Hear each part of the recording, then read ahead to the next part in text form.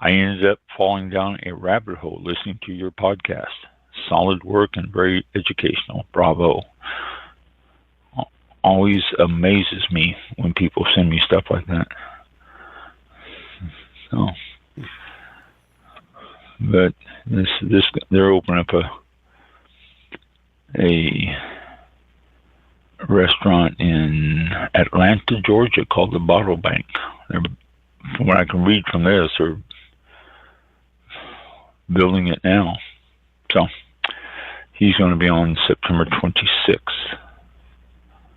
And Kathy reminded me that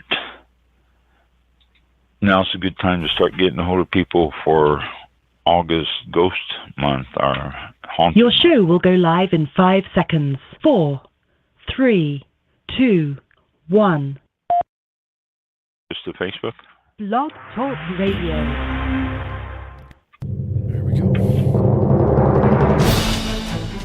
This is All About Wine, the talk show dedicated to the wine industry since 2009. Featuring winemaker, cellar master, vineyardist, and tasting expert, Ron. Basically what we're trying to do on this program is just trying to educate people and trying to make wine less confusing and more friendly.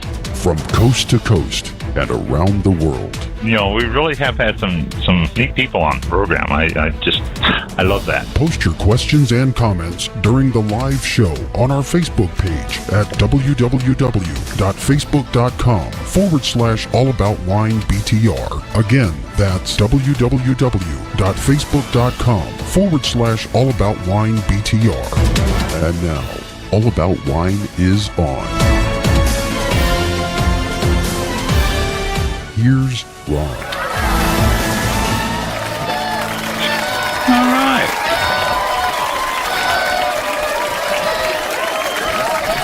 Thank you, bus people. Thank you. Had some rain go through here today, but it's past now, so they seem to be pretty happy. I'm going to get right into our guest because he's limited on his time tonight. He can't stay with us the full hour, so I don't want to delay too long. He's in our green room right now, enjoying our snack layout for him, but we'll have to pull him out of that and get him out here onto the show. Hello, Matt. Welcome to All About Wine. Hello there. How are you? I'm doing really well, thank you. So, you are a sake sommelier. Yes. How does one get to be a sake sommelier as opposed to a wine sommelier? Well, I started out as a wine sommelier, and I work in New York City. I am the head sommelier at Joji, which is a Michelin-starred sushi omakase in One Vanderbilt, right by Grand Central. And so my first exposure to sake was at a wine shop a couple years ago. We had a pretty varied kind of selection of things, of bottles, and we did have a dedicated kind of sake program. So I was interested in it a little bit and learned a bit there. But through fate, I was kind of thrown into this restaurant, into Joji, and just kind of grappled with it and fought through trying to learn this whole new beverage and category. So I learned about it much of the way I learned about wine, through reading, tasting, just asking questions of people far more intelligent than me, and eventually got a sake certification. It's called Kiki Sakeshi in Japan, but the English language version of that is called the International Kiki Sakeshi. And there's courses throughout there as well that they teach you about the history of sake, how it's made, classifications and types, pairing, tasting as well. And there's exams similar to, wine exams through the Court of Master Sommeliers or what have you. Wow. You are a wine sommelier then? You certified? Yeah. So okay. I have both sides of that coin, sake and wine, which is great. Okay. So what, before we get into the restaurant, what's your journey up to this point? I mean, have you been involved with wine since you were before you were old enough to drink, or is it something that you acquired in college, or what is your journey? Yeah, I mean, so I grew up in New Jersey, and my dad actually worked in the wine industry, so I was always around it. Yeah, he was a wine buyer for restaurants like Tavern on the Green in the 70s, and I was born in the 90s, and so I was always surrounded by wine and a love and a passion for it. I didn't come to it through him, but when I kind of naturally developed the curiosity after college, he was a great resource, and gave me a first few books, and we would taste and drink together, and kind of started this love affair. It was a lovely thing new thing to bond over in my 20s with him, and it's led me to this whole career. So I was exposed to a lot of great wines at a job that I had after college, and eventually wanted to do it more full time, and so I started working at this great wine shop in Tribeca called Verve Wine, and it was a great first wine job that exposed me to sake and, a host of amazing producers and whatnot. I was there for the whole pandemic, and then coming out of there, I wanted to move more to the restaurant side of things.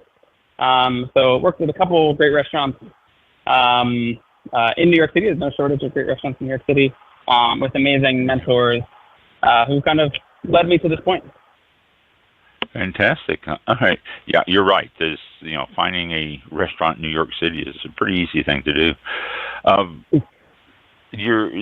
was talking to my son earlier today, and I told him that you were going to be a guest, and you were sake sommelier, and he goes, oh, ask him. And so he rattled off about 4 or 5 questions for me to ask you about sake.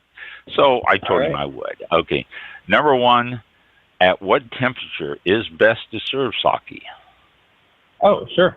So sake has this interesting kind of layer compared to wine that you can serve it at a whole host of temperatures, chilled down to something you would drink maybe a champagne or a white wine at, or warmed to something maybe you'd have, hot chocolate. Wow. And so sometimes, and everything in between, also room temperature sake as well. But essentially, it boils down to the style of sake that you're using. So maybe we can talk more about the way sake is made and classifications, but maybe a more coarsely polished sake. So a sake that has more inherent kind of ricey or grain-driven characters, flavors, aromas, more of this kind of robust textural component to it. Often those lend themselves really well to being warmed up. But on the other hand, if you have really delicate, high-toned, fruity styles of sake, if you warm them up, you would kind of blow off all these pretty characteristics you're trying to enjoy. So often for those, it'd be great to serve in a white wine glass at a white wine temperature. So it really depends on the style of sake, but there's a whole range of things. Well, you said, let's get back to the beginning. That was another question he had about rice. And sake is made from rice. So he asked, what type of rice? Do you have special sake rice, or can it be made out of brown rice? Or, there's a range of rice out there that's as wild as there is a range of grapes. And so he was questioning that, which, these are questions I was going to ask anyway, but I'll give him credit because he asked me. Good dad. So you said yes when I said sake rice. There is a rice used just for sake? Yes, there are sakemane, so specific sake rice that are used in the brewing of sake that have often been developed for their innate abilities to be easily used in the brewing of sake.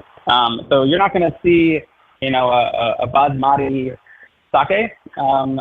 Often you want kind of rice that has a really kind of well-defined starchy center. So the most popular sake rice you'll ever see is called Yamada Nishiki. It's often referred to as the king of sake rice. And it was developed specifically in the 30s. And it's widely used today across all of Japan and across all of the world for its ease in brewing sake. It's so easy to work with. It's kind of like the Chardonnay of the sake world, right? Like you can do whatever you want to it. You can use stainless steel and get a really sharp style of Chablis Chardonnay, what have you, or you can have a really kind of lush, malolactic, oaky, or tropical example. So you can kind of do the same thing with Yamada Nishiki and make a whole host of whatever kind of style you're trying to make. The tricky thing with sake rice is it's not as clear cut as wine grapes are. So it's not often so like you can't, maybe if you're like an experienced wine taster, you can pick out a Sauvignon Blanc from a Chardonnay, from a Viognier, right? These are right. Very different styles, aromatically, texturally, and it's not as clear cut in sake. It's not. There are some that are noted for their kind of distinctive nature, but often it's really tough to kind of pick out what sake rice is used. And so often, the Yamada Nishiki, the best examples of it are grown in this prefecture in Japan called Hyogo. And it's expensive. It's the king of sake rice. And so brewers will buy up this rice and have it shipped to wherever their brewery is to make their examples. So it's not even necessarily that the rice is a locally grown rice native to their region or prefecture. So it can be tricky. They do have some differences, notably omachi rice. Omachi rice is another super popular rice in the sake world that has kind of this inherent savoriness, earthiness, contrasting with maybe the more high-toned, fruity characteristics of commonly made Yamada Nishiki sake. So there are some differences, but it's much tougher to tell than just two different wine grapes. Huh. That's fascinating. You mentioned the areas that they were growing. Is there specific areas that certain rices are growing? I mean, that you can pretty much count on those being decent rice, or can you grow that very good rice anywhere? Yeah, so I mean, there are special plots that are designated within Hyogo, for example, that are designated as Toku A, Toku meaning special, like specially designated plots. You can, maybe think of it as Premier Cru or Grand Cru kind of level in quality that are just known to year after year produce the best examples. And yeah, you can't necessarily grow it everywhere, and you can't grow every type of rice everywhere. So there's another region in northern Japan. The region is Niigata, and they are famous for a type of rice called Goyaku Mangoku. It's a very long name, but essentially, you can't really grow Yamada Nishiki up there. It's so cold that it's just, you're not able to, it doesn't thrive. And so this is Goyaku Mangoku is a hardier rice that thrives in those kind of colder climates. And actually, it's another great example of a kind of distinct style of sake. Produces a very lean, sharp, less aromatic style of sake that is super popular, I should mention. For someone who just wants something kind of light, dry, sake made with Goyaku Mangoku rice often kind of gives you that characteristic. But yeah, that's the thing you only really find up north. Would that be served chilled also, or is that one of those that is served warmer? Chilled? No, that would generally be one I would serve. Honestly, it depends. You totally could serve that warm or chilled. Often it's a matter of personal preference as well as setting. So you kind of get the culture of warming up sake from the brewery workers. So breweries brewery workers would often make sake in the wintertime. So it was just a natural thing that they would do to, sit around the fire, drink some sake, but they don't want to drink something ice cold. But it is a style of sake you could do either way because it's not quite as aromatic.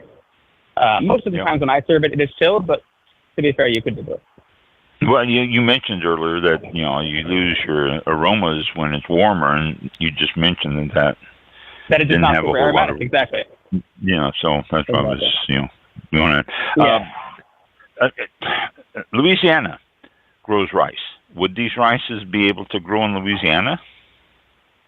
Yeah, I mean, there is a ton of Yamada Nishiki that is grown in Arkansas.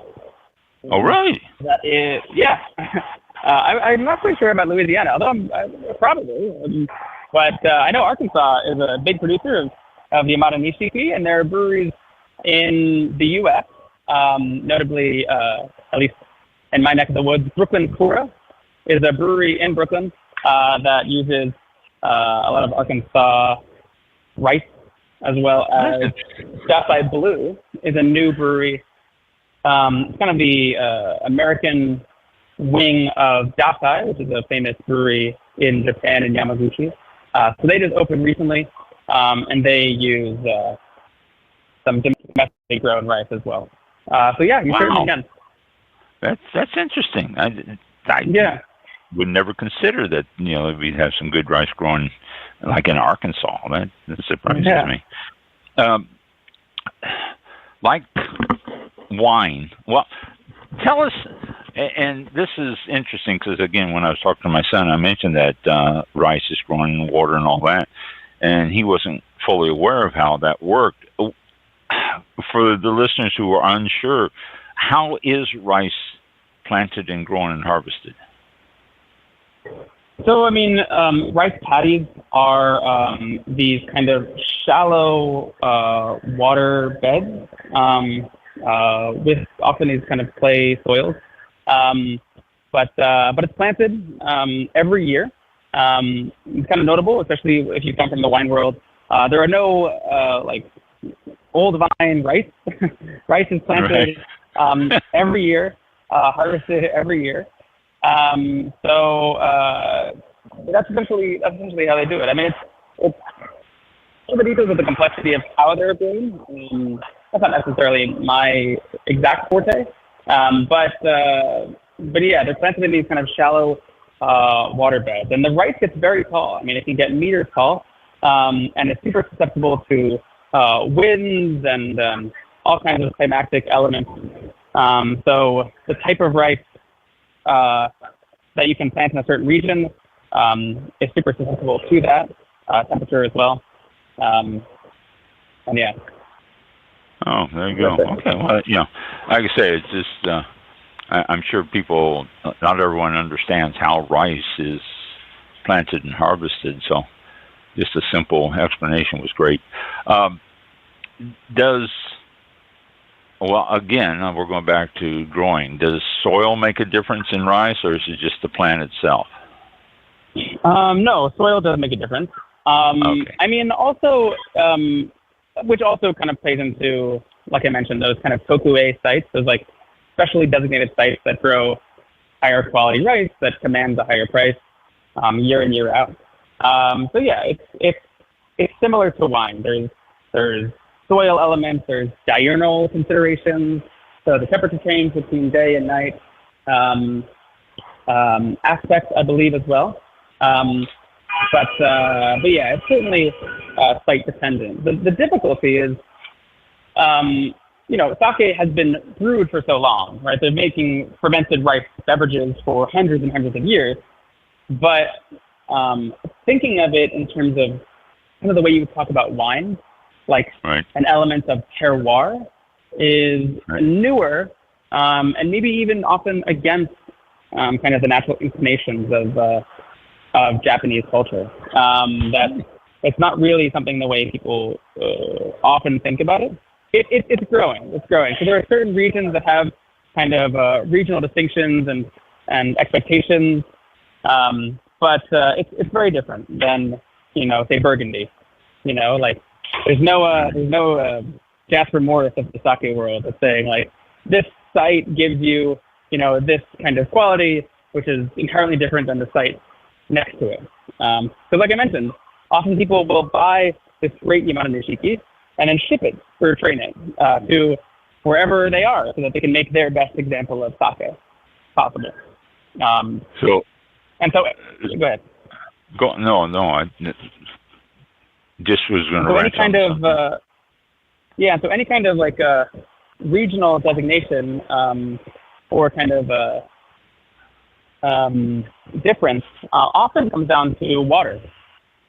So the water source is hugely important.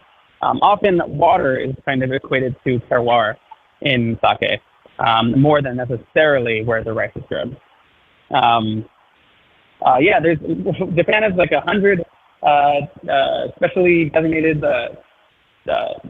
like sacred waters or special waters that all have different mineral compositions, and some are more mineral dense, harder waters that tend to produce drier, sharper styles of sake.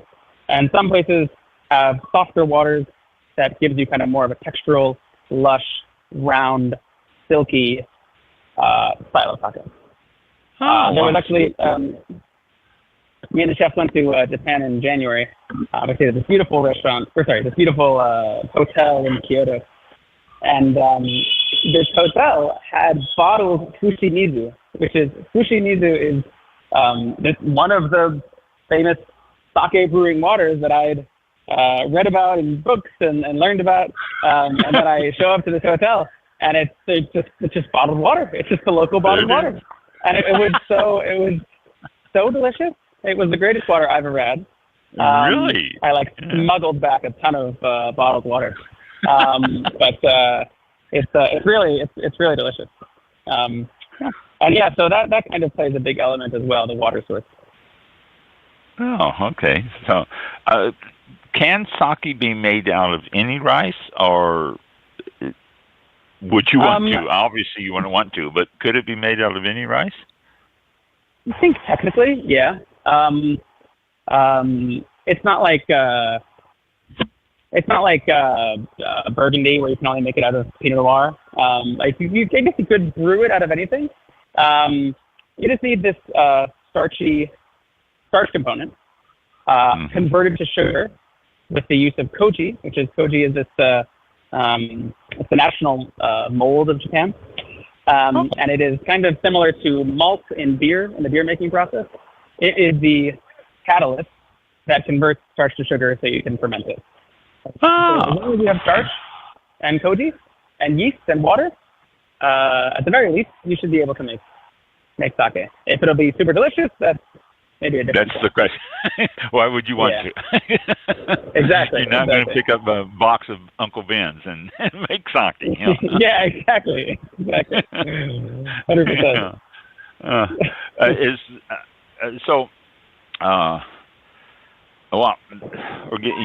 You have to leave here soon. So tell me about the restaurant. Tell me, when you got on there, all about the restaurant. Okay, so Joji is a sushi omakase, small, intimate sushi omakase in One Vanderbilt in New York City. We opened just about 2 years ago. Got a Michelin star first year.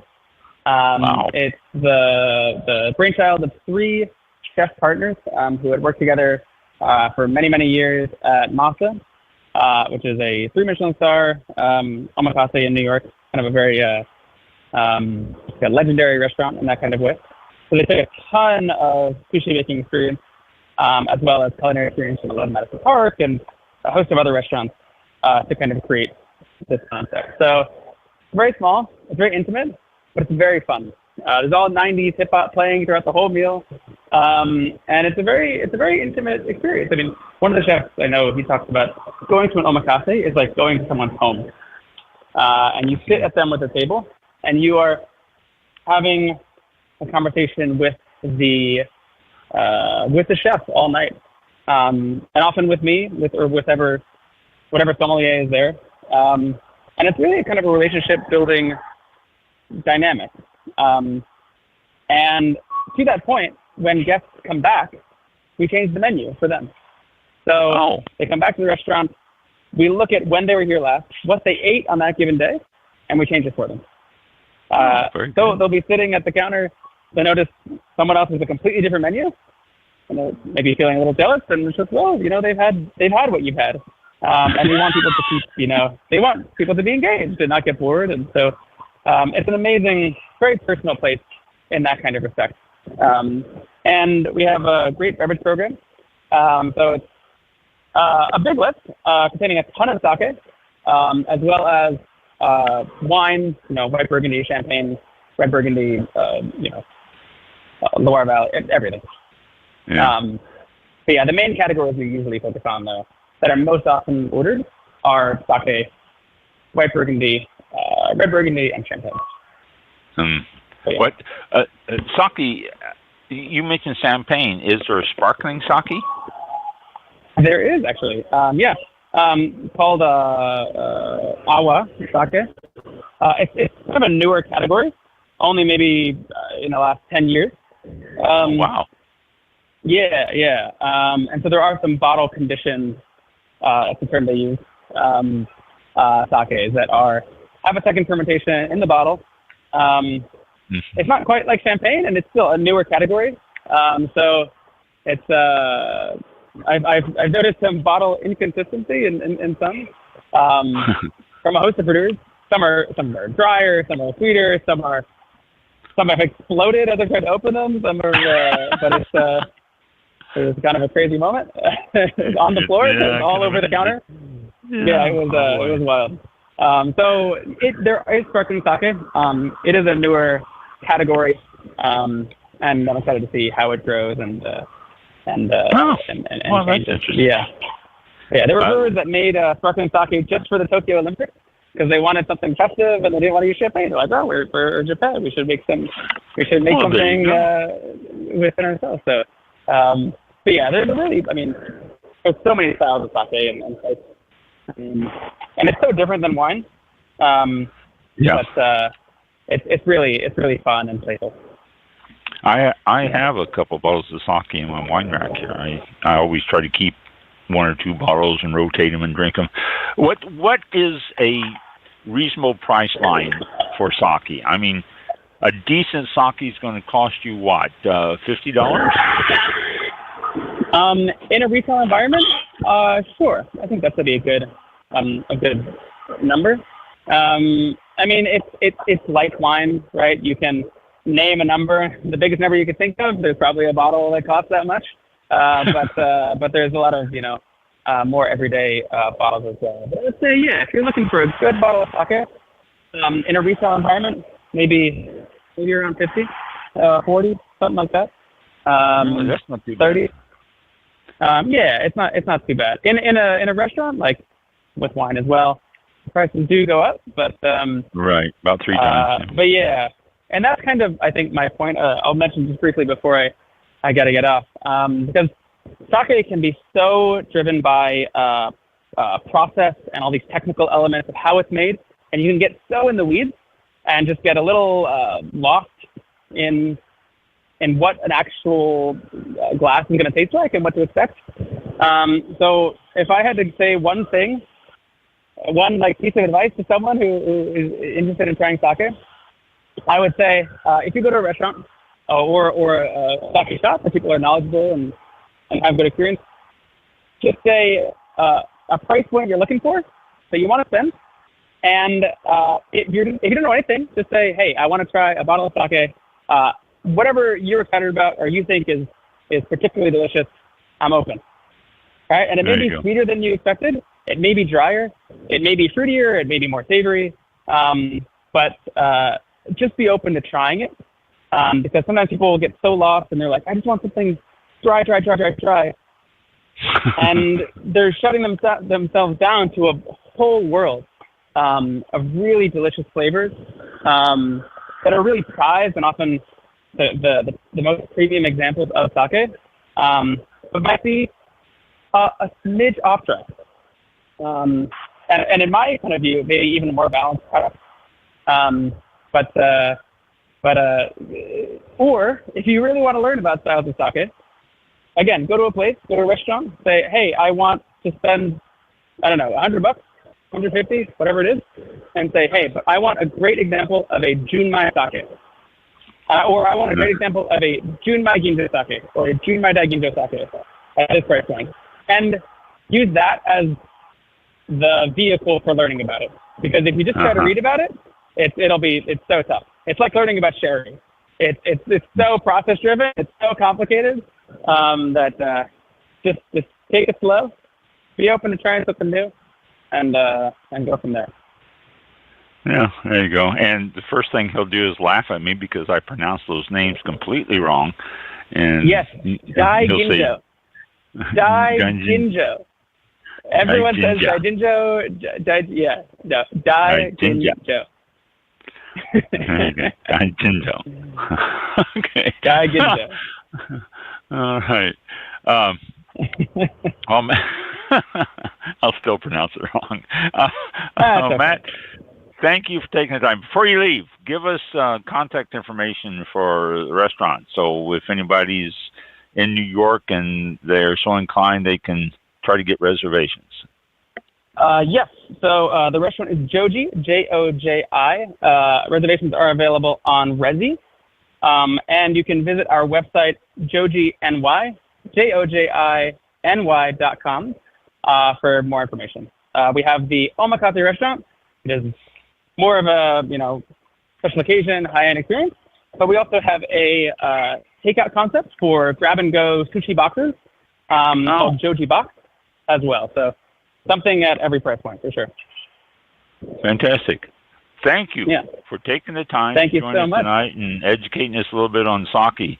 I enjoy sake. I've been drinking it for years, and along with my wine, and so it's good to know some of these things about it. And I'm sure my son thanks you for the information too. So, thank you. Have yourself a good evening. And if I'm ever in New York, I'll look you up. Please do. Please do. All right. Thank you so much. Thank you. Have a good one. You too now. Bye.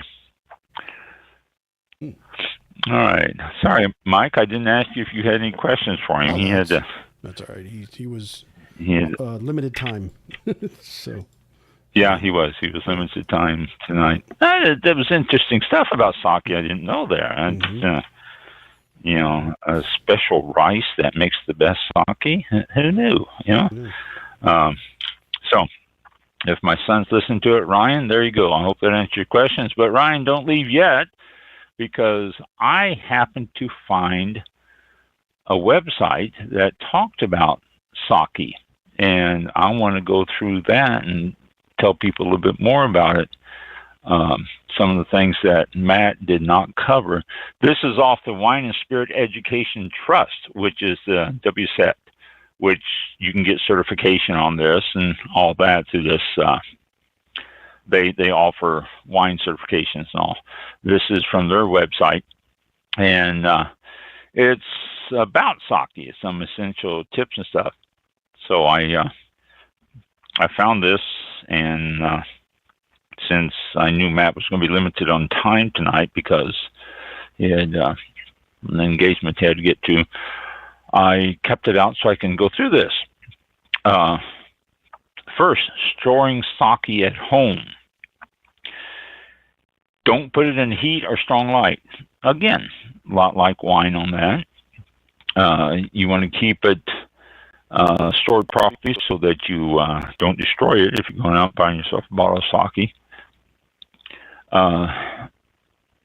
For short-term storage, sake should be kept in cool conditions, which is around 54 degrees Fahrenheit, 12 degrees Celsius, and ideally refrigerated at 46 degrees Fahrenheit. Refrigeration is especially important for unpasteurized sakes, called namazake, Namazake, and also for the very fruity ginjo styles of sake, or ginjo, Ginjo with long O, ginjo. If left unrefrigerated, unpasteurized sakes can develop off aromas, and Jinzhou styles of sake can lose their delicate freshness. So there you go. It's not.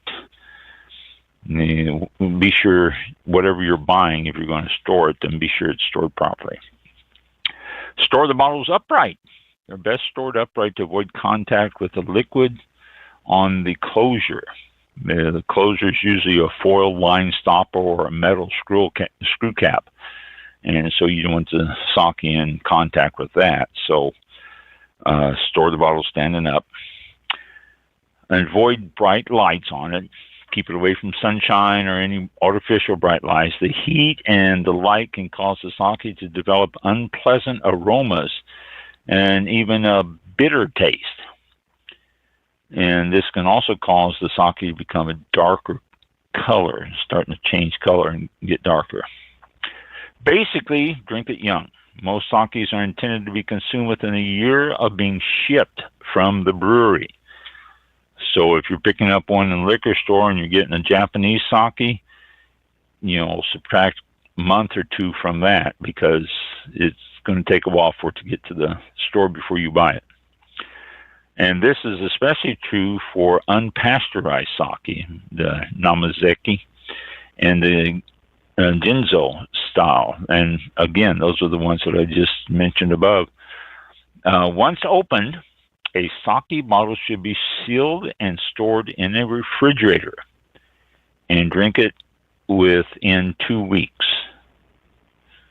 So once it's open, put the cap back on it. Most sake bottles I've had have a screw cap on it. I don't think I've had any with a cork. That doesn't mean that there aren't some out there with corks, but I don't think I've picked up one that has a cork in it. So put the screw cap back on the top and put it in the refrigerator. Drink it within 2 weeks. It starts going bad, and it will go bad. There's different faults that you can find. Check it. Be sure that it doesn't have any of the faults. There's 4 of them you should look for. Oxidation. A bottle of sake, and this is whether you stored it or opened it brand new. These are all faults you should look for. A bottle of sake that has been open or stored for too long or stored at too high a temperature loses its fresh aromas and becomes out of balance. And Matt just mentioned that too, that you want to keep it nice and fresh. It can eventually develop pungent aromas of pickled vegetables. Also, the color changes and starts becoming a much deeper, darker color. That's what happens when air gets to it, oxidized. Out of condition or unpasteurized sake. Unpasteurized sake that has been kept refrigerated or been kept for too long can develop unattractive malt, bacon, and meat aromas. In some instances, other extremely unpleasant aromas can develop. I don't know. I mean, bacon, that can't be that bad if you start getting a bacon aroma. Well, for sake, I suppose so. Next condition is light damage. Sake that has been exposed to strong light can develop unpleasant aromas like scorched rubber and burnt hair. This can come up after a few days of exposure to light or artificial light. That's why when you go into a store, liquor store, or a wine shop, or anywhere, I don't like artificial lights. Artificial lights tend to play havoc on wines and sakes. You need to have this. The sake needs to be in a darker place, as do wines.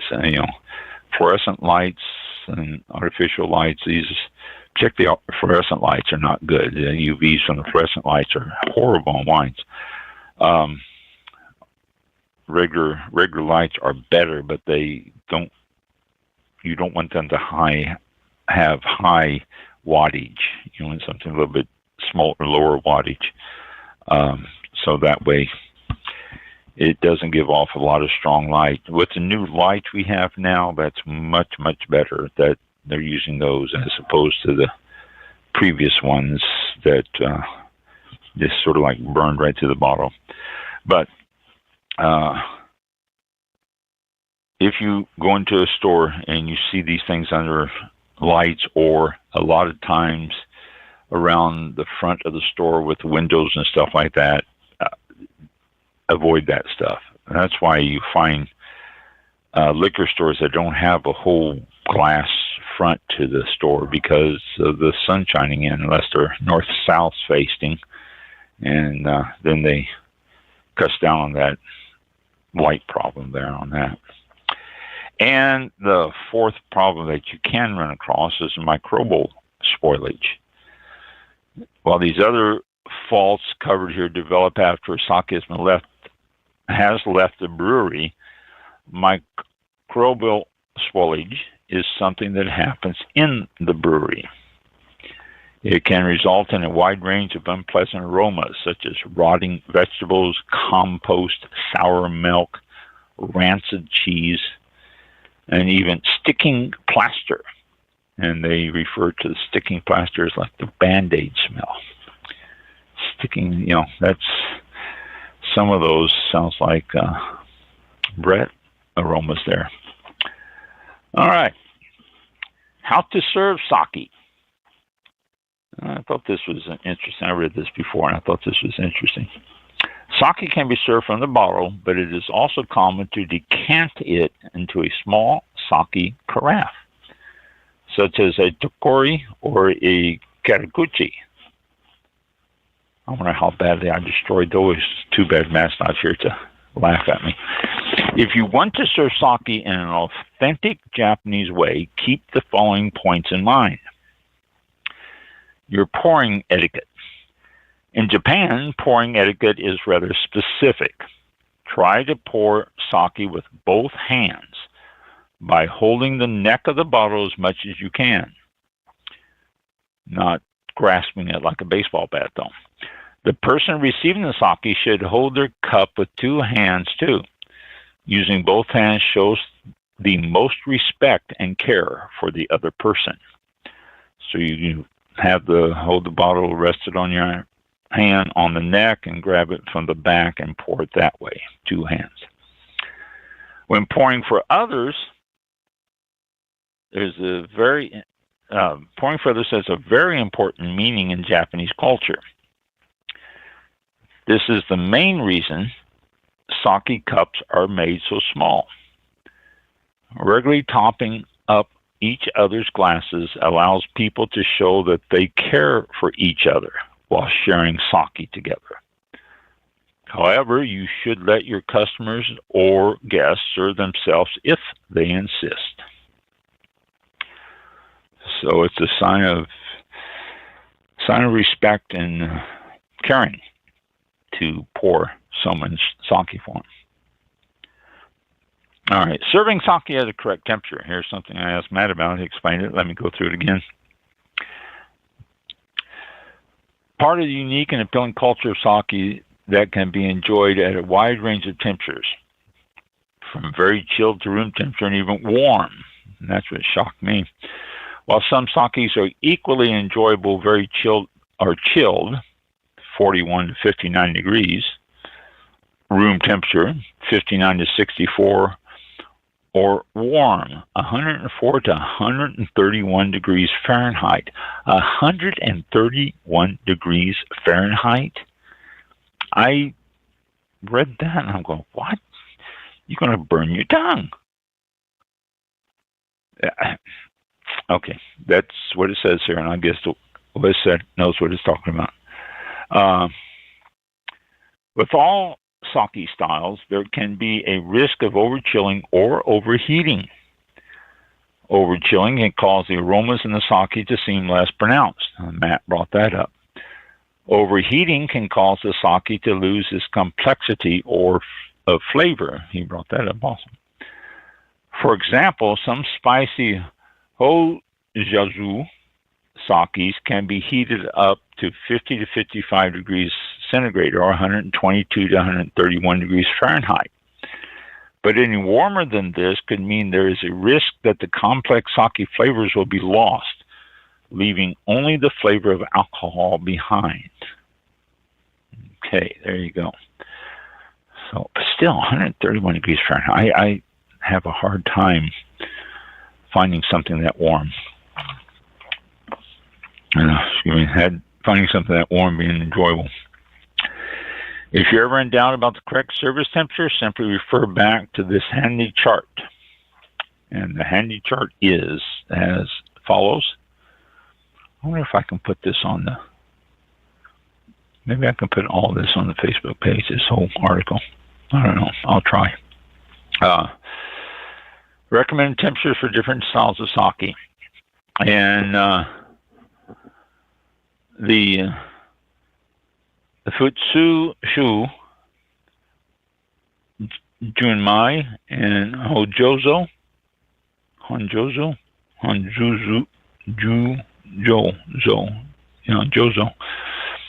Should not be real chilled, but all the others are good. Excuse me, 41 to 50, too cold, but all the others 50 on up is good. Pure fruity styles of Jinjo is what it is. Very chilled, room temperature maybe, but not too warm. Fuller bodied styles of Jinjo, Kamoto, and Yamaha. Not too cold. Yes, okay, just chilled. 50 to 59. Yes, 59 to 64. And yes, 104 to 131 degrees. Sparkling sake. Here we are. Very chilled, but that's it. You don't want it any warmer. And Kochu and Nigori sake, not so much very chilled, but all the other categories you can keep it at that. So I'll try to put this up on the website. Which should you drink sake out of? Sake can be served in a range of vessels depending on the sake style and temperature it should be served at. So there you go. You're not going to remember this. Nobody remembers this stuff. Wine glasses. Wine glasses are ideal for serving premium sake with Jinjo aromas, either chilled or at room temperature.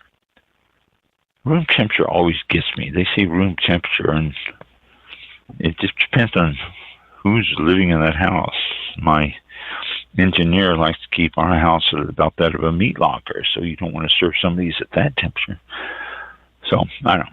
The most suitable glasses are small enough that the sake stays at the right temperature while it is being consumed, and tulip-shaped to enhance the aromas. Ochoko, O-C-H-O-K-O. This is the Japanese word for a traditional sake cup. These come in a range of sizes, shapes, and materials. The most common types are small pottery or glass cups that have a flat base. The small size means they must be frequently refilled, reflecting the tradition of Japanese hospitality. Remember, I read you that at the beginning. It is also ideal for warm sake because the small size means that sake is more likely to stay warm in the cup. Kikichoko.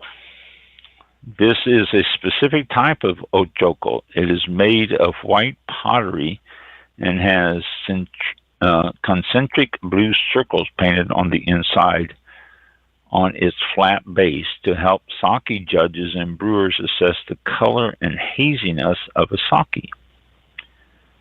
These vessels were developed for use in competitions. Oh, well, that's interesting. And let's see. Masu, M-A-S-U. This is the Japanese word for a small box made of Japanese cedar. It is not an ideal sake drinking vessel because the wood taints the sake and the square shape is extremely difficult to drink out of. However, in Japan, sake is sometimes drunk out of masu on ceremonial occasions. Historically, they were used for measuring out rice and sake. It is also very common to transfer sake from the bottle into a small carafe to make it easier to pour it into small ochoko cups. Two common examples of sake carafes are Tokuri and Katakuchi. Tokuri come in a range of sizes and can be made from a variety of different materials. A typical Tokuri has a narrow top and a flat base. The most common are about 150 to 300 milliliter, which is only 5 to 10 U.S. fluid ounces, and made of pottery. Glass Tokuri sometimes have a small compartment for ice water to keep a chilled sake cool. Well, that'd be cool. Katakuchi is a service vessel used for chilled sake. It is a shallow, open bowl with a lip at one end. And there you go. That's WSET Global. Let's see. Was this how to? This is a blog. Essential tips for sake storage and what is this? Oh, here we go. How to become sake savvy. Essential tips for sake storage and service. How to taste wine, the best stage of reserve wine.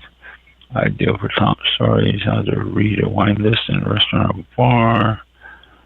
Let's just say about sake. Since we're having a sake night here.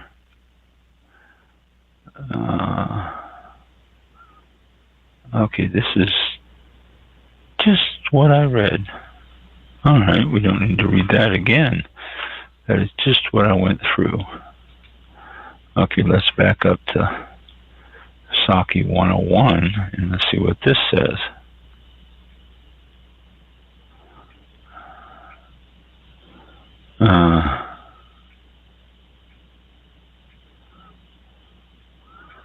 WSET's new sake course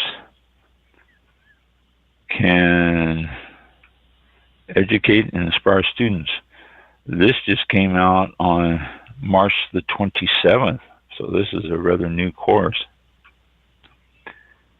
Here's how to build a sake career. A couple of different ones, a couple of different, I'm sure, sake sommeliers. There's another one yet, and yet another. So 4 different, I'm sure, sake sommeliers that tell you how to build a sake career.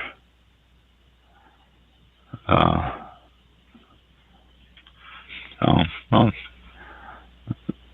that's interesting. Let's go back here. What is sake? A beginner's guide. We know what sake is. We just learned it. How to build career. Okay, here. This looks interesting. Sake industry jargon. That's what this. Okay.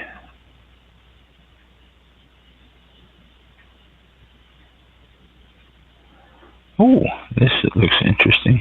Wait here, let me share this with you. I don't know if we have enough time, but this looks like this might be interesting.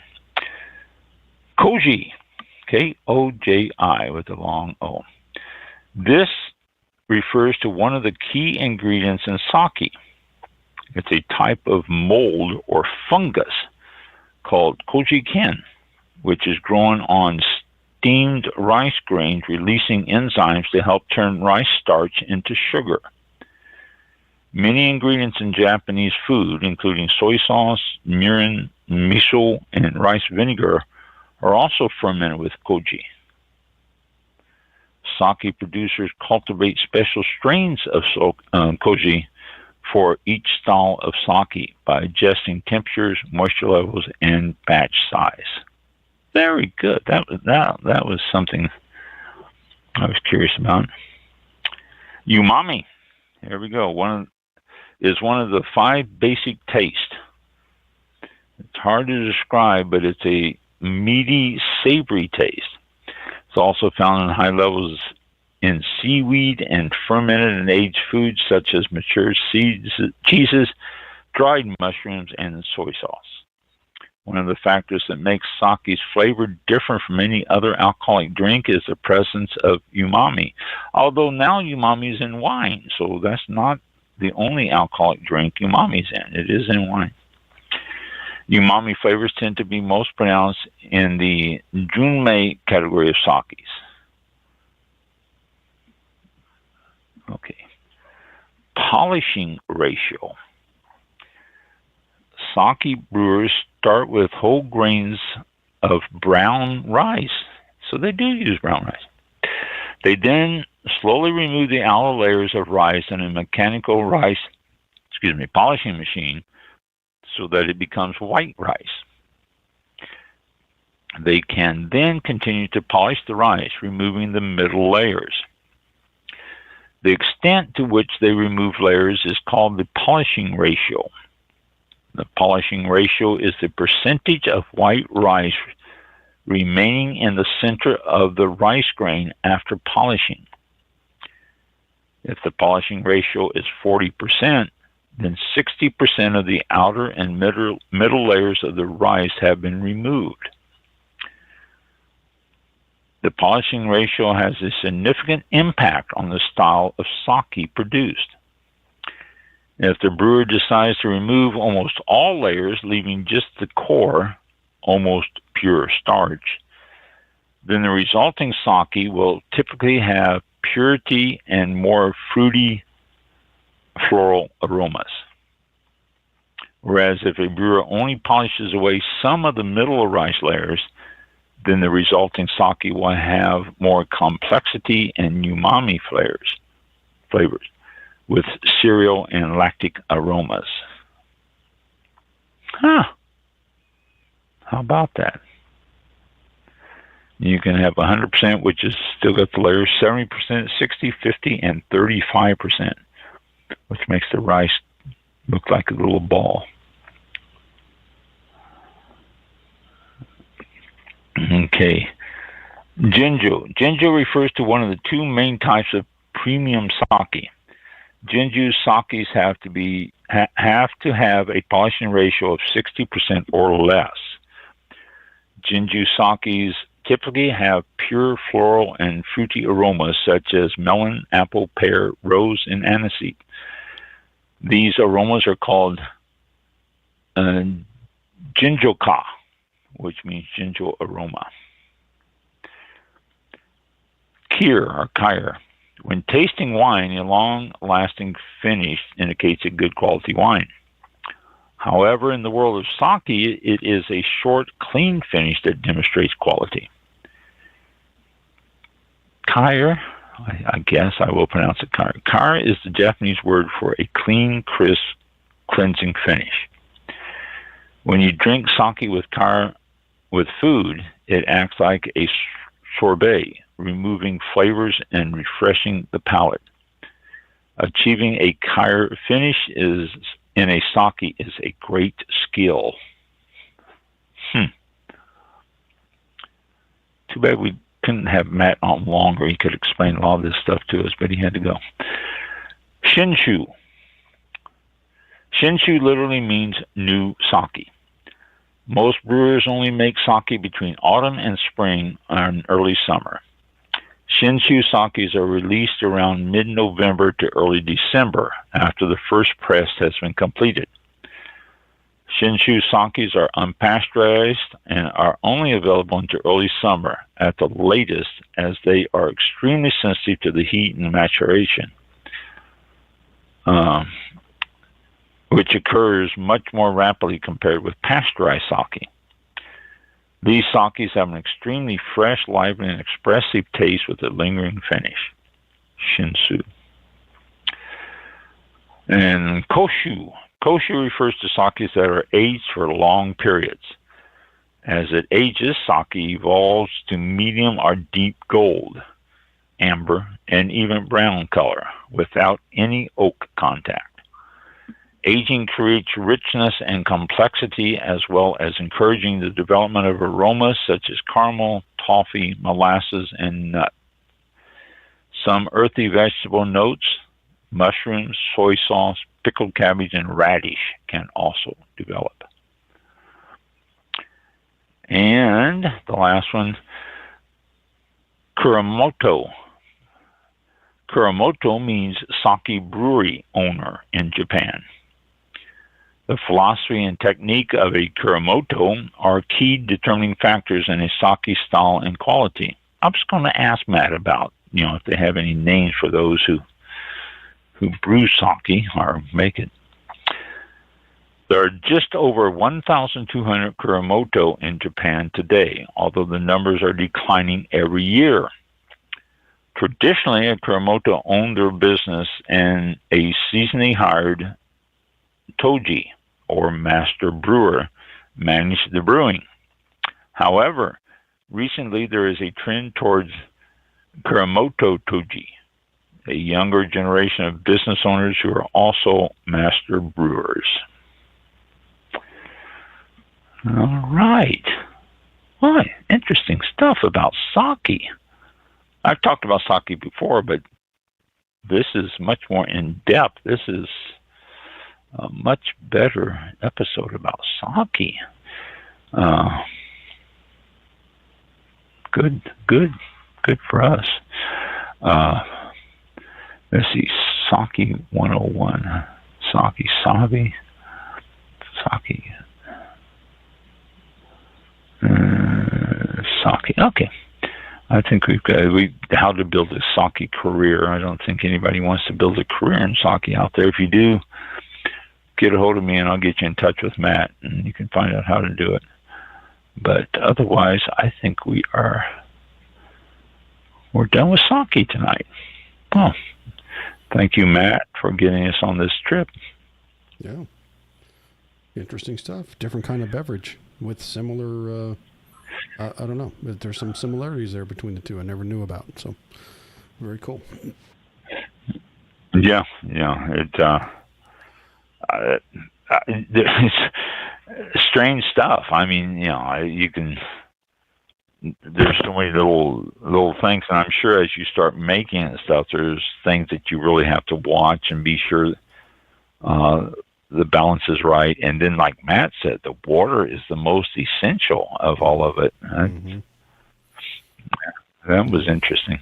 So, yeah. Yep. Okay. Well, we are, I guess, at just after 8 o'clock on this show, which is August 22nd.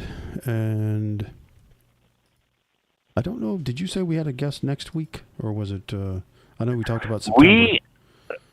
I don't remember. This is what's happening next week. Mm-hmm. And I need to talk to you more after the show here, because we need to get how we're going to have the guy call in, what we're going to do. Right. We have a special edition Sunday at 1 o'clock. A special episode of All About Wine coming up this Sunday at 1 o'clock. Mm-hmm. And our guest then is going to be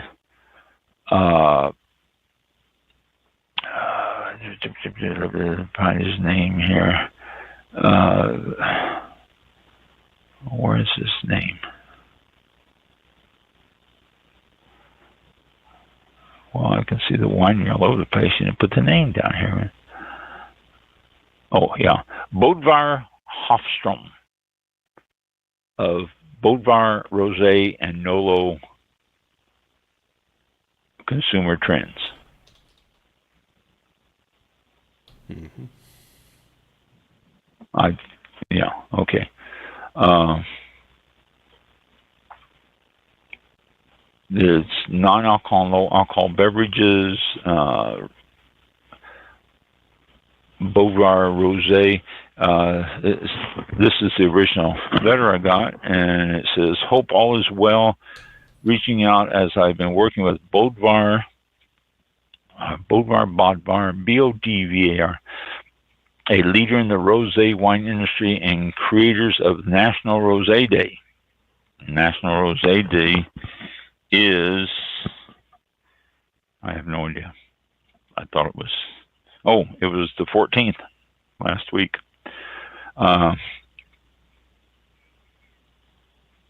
recent consumer trends in the alcohol industry undergoing a significant transformation as the no alcohol, low alcohol trend, referred to as NOLO, reshapes consumer preferences.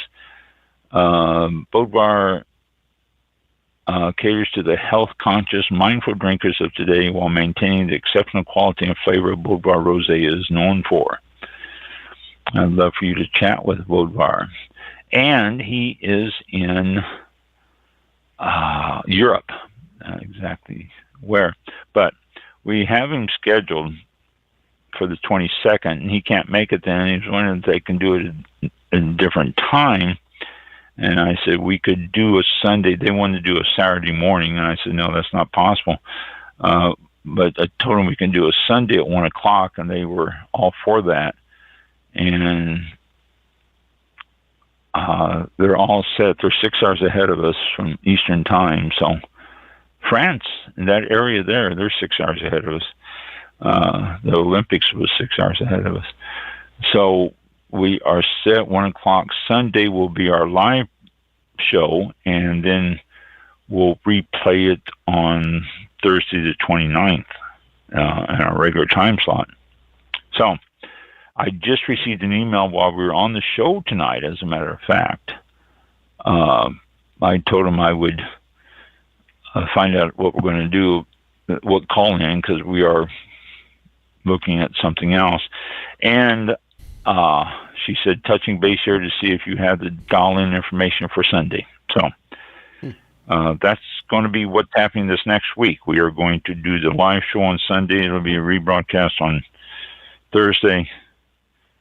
And so, but most of you people out there listening to it on archives anyway, which is cool. I don't mind. That's, as long as you listen, I'm happy. So that's what's coming up this next week here. Or actually Sunday and then Thursday. But Mike and I are going to discuss the call-in information, hopefully, after we say goodnight to you. All right. Yeah, I got to load a couple of things, but figure out what the connection is. Okay. We'll talk to y'all Sunday. Tune into a special live show on Sunday at 1 p.m. Eastern Time right here on Blog Talk Radio and everywhere else you're listening to us now. And we'll talk to you then. Thanks for tuning in tonight. Have a safe rest of the weekend, and we'll talk to you next time on All About Wine. All About Wine. Here we go. Be safe. Thank you. Thanks for listening. This concludes tonight's broadcast of All About Wine with your host, Ron. For show information, links to All About Wine on Twitter and Facebook, or to be a guest on this show, visit the show website at www.allaboutwinebtr.com. Archived shows are available for download on iTunes or on our show page at blogtalkradio.com/allaboutwine. Thank you for listening. Drink responsibly, and we'll see you next time on All About Wine.